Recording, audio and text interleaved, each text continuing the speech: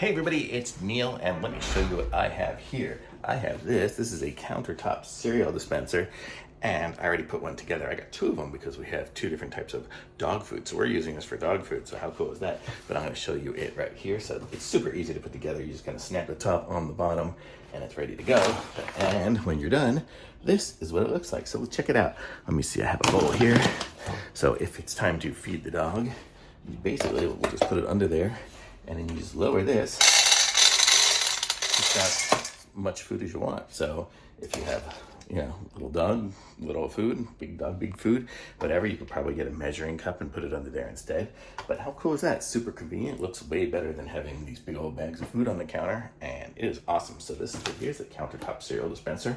So super easy. All I had to do was take it out and screw on these. So you need a Phillips screwdriver to screw on the little handles right here, and you are ready to go. So thumbs up for me on this. Links in the description. Like this video, subscribe to my channel, and I'll be back with some more reviews soon.